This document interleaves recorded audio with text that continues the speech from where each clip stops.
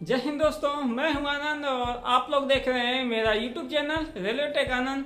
तो इस वीडियो में मैं बात करूंगा कि असिस्टेंट लोको पायलट बनने के लिए ITI के कौन कौन से ट्रेड मान्य हैं, इसके लिए क्वालिफिकेशन कितना चाहिए, एज लिमिट कितनी है और इसका सिलेक्शन कैसे होता है और सिलेक्शन के लिए अच्छी बुक कौन सी है। तो हर एक चीज़ मैं बात करूंगा डिटेल के साथ। अगर आप लोग मेरे चैनल पे नए हैं तो चैनल को सब्सक्राइब करें, बेल आइकन भी दबाएं ताकि मेरी आने वाली हर वीडियो का नोटिफिकेशन आप लोग को मिलता रहे और वीडियो को लाइक करना ना भूलें। तो सबसे पहले बात करूंगा कि असिस्टेंट लोको पायलट बनने के लिए ITI के कौन कौन से ट्रेड मान्य हैं। तो पहला ट्रेड है आर्मीचर और कॉइल बाइंडर, दूसरा है इलेक्ट्रीशियन, तीसरा है इलेक्ट्रॉनिक्स मैकेनिक, चौथा है मैकेनिक मोटर व्हीकल, पाँचवा है हीट इंजन, छठवां है इंस्ट्रूमेंट मैकेनिक, सातवां है मशीनिस्ट, आठवां है मैकेनिक डीजल, नौवां है refrigeration and air conditioning mechanic, दसवां है मिल राइट मेंटेनेंस मैकेनिक, 11वां है मैकेनिक रेडियो एंड टीवी, 12वां है फीटर, 13वां है ट्रैक्टर मैकेनिक, 14वां है टर्नर और 15वां है वायरमैन। असिस्टेंट लोको पायलट बनने के लिए क्वालिफिकेशन कितनी चाहिए? इसके लिए 10th पास होना जरूरी है। साथ ही में मान्य ट्रेडों से SCBT या NCBT से आपने ITI किया हो या फिर आप कम से कम 10th पास हो और मैकेनिकल, इलेक्ट्रिकल, इलेक्ट्रॉनिक्स या फिर ऑटोमोबाइल इंजीनियरिंग से आपने डिप्लोमा किया हो या फिर मैकेनिकल, इलेक्ट्रिकल, इलेक्ट्रॉनिक्स या फिर ऑटोमोबाइल से आपके पास बैचलर ऑफ इंजीनियरिंग या आपने BTech किया हो। अगर इनमें से कोई आपके पास डिग्री है तो आप ALP का फॉर्म अप्लाई कर सकते हैं। असिस्टेंट लोको पायलट के लिए एज लिमिट कितनी है?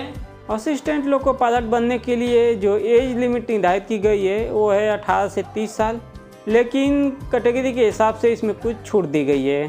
अगर कैंडिडेट SC या ST का है तो उसे 5 साल की छूट, अगर कैंडिडेट OBC का है तो उसे 3 साल की छूट, अगर कैंडिडेट एक्स सर्विसमैन है और वह UR या EWS है तो उसे 3 साल की छूट, अगर एक्स सर्विसमैन कैंडिडेट है OBC का है तो उसे 6 साल की छूट, अगर कैंडिडेट एक्स सर्विसमैन है और वह SC और ST से है तो उसे 8 साल की छूट दी जाती है।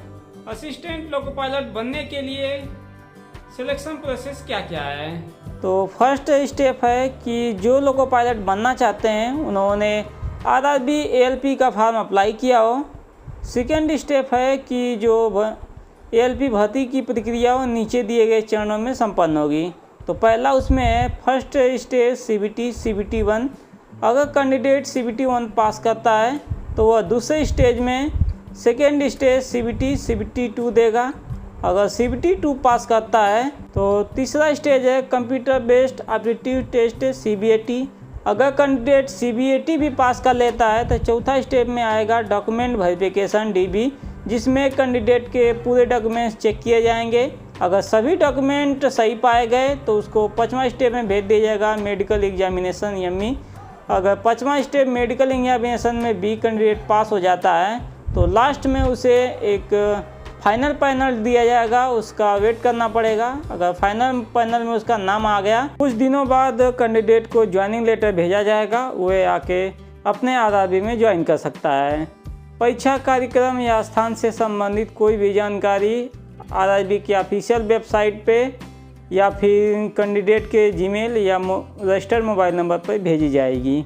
तो चलिए जानते हैं कि CBT 1 और CBT 2 के लिए सिलेबस क्या है। तो CBT 1 के लिए मैथमेटिक्स 20 नंबर का, general intelligence and reasoning 25 number का, जनरल साइंस 20 नंबर का, general awareness and current affair 10 number का। तो टोटल 75 नंबर का क्वेश्चन होगा और इसके लिए 60 मिनट समय होगा और 1/3 इसका निगेटिव मार्क है। CBT 1 क्वालिफाई करेंगे तभी आप CBT 2 में जाएंगे।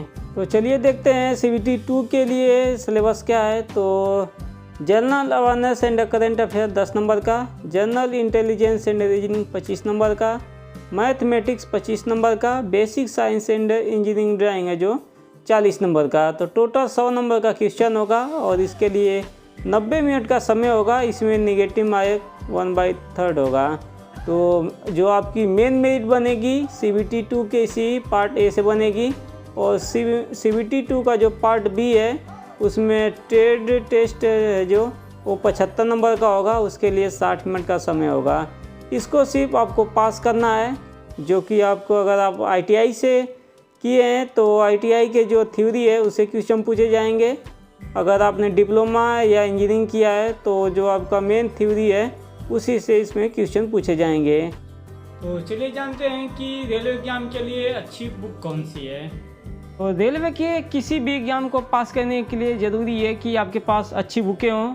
तो उसके लिए आप मैथ के लिए किरण पब्लिकेशन की मैथ या फिर RS अग्रवाल की मैथ की बुक ले सकते हैं। रीजनिंग के लिए आप किरण पब्लिकेशन की बुक लें, क्योंकि उसमें ज़्यादा आपको क्वेश्चन मिलेंगे और प्रैक्टिस करने का भी ज़्यादा चांस मिलेगा।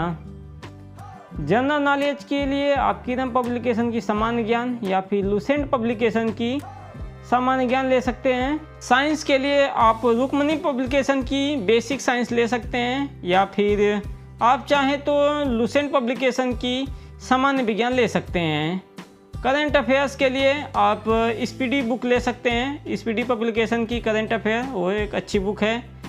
और इन सभी किताबों को आप परचेज करें, उसके बाद अपनी तैयारी अच्छे से शुरू करें। अगर मैं मानता हूं कि अगर आप अच्छे से तैयारी करते हैं तो आपका सिलेक्शन ज़रूर होगा। आप कंटिन्यू डेली 7 से 8 घंटे इन किताबों को पढ़िए। वीडियो अच्छी लगी तो वीडियो को लाइक करें। अगर आपका कोई सवाल हो तो आप मुझे कमेंट कर सकते हैं। ये है मेरा इंस्टाग्राम ID, आप चाहें तो मुझे इंस्टाग्राम पे भी फॉलो कर सकते हैं। मिलते हैं नेक्स्ट वीडियो में, तब तक के लिए जय हिंद, बाय बाय।